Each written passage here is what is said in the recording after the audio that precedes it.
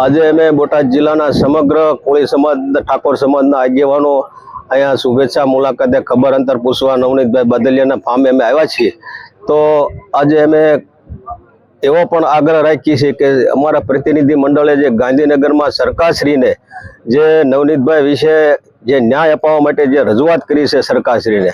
તો એમાં સરકારશ્રીએ જે સીટની રચના કરી છે એમાં સીટના દરેક અધિકારી જે સાચો ન્યાય આપે અને સાચા ગુનેગાર છે એનું એફઆઈઆરમાં નામ દાખલ કરે અને જ્યાં જ્યાં કલમોની જરૂર પડે એ કલમો લગાવે। એના માટે ગુજરાત આખા કોળી સમાજના ન્યાય નવનીતભાઈ માટે અમે ખડા છીએ। આજે બગદાણા બજરંગદાસ બાપાના સેવક, ગામના પૂર્વ સરપંચ એવા નવનીતભાઈ બાદલિયા ઉપર જ્યારે અસામાજિક તત્વોએ હિચકારો હુમલો કર્યો છે, ત્યારે ન્યાયની માંગણી સાથે નવનીતભાઈ બાદલિયાના ખબર અંતર પૂછવા અને એમને સાથ સહકાર આપવા માટે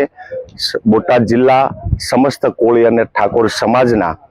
સૌ ચૂંટાયેલા જનપ્રતિનિધિશ્રીઓ અને સૌ આગેવાનો 100 કરતાં વધુ ગાડીઓ સાથે 800,000ની સંખ્યા સાથે અમે નવનીતભાઈ બાદલિયાની મુલાકાતે આવ્યા છીએ। ગત સોમવારે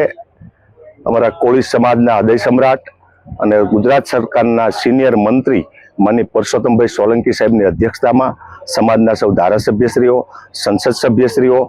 માનની મુખ્યમંત્રીશ્રીની મુલાકાત લઈ અને આ બાબતે યોગ્ય તપાસ થાય અને કોઈને છોડવામાં ન આવે એ માટે સરકારને રજૂઆત કરેલી। ગુજરાતની સરકાર દ્વારા, માનની મુખ્યમંત્રીશ્રી દ્વારા ભાવનગર રેન્જના આઈજી ગૌતમ પરમાર સાહેબની દેખરેખ હેઠળ એક સીટની રચના કરવામાં આવી છે। આ એસઆઈટીની અધ્યક્ષસ્થાન ગુજરાતના યુવા આઈપીએસ અધિકારી જયવીર ગઢવી સાહેબ જ્યારે કરી રહ્યા છે, ત્યારે અમે જયવીર ગઢવી સાહેબ, માનની ગૌતમભાઈ પરમાર સાહેબ, રાજ્યના માનની મુખ્યમંત્રીશ્રી અને માનની નાયબ મુખ્યમંત્રીશ્રી એમને સમસ્ત કોળી સમાજ લાગણીસભર માંગણી કરે છે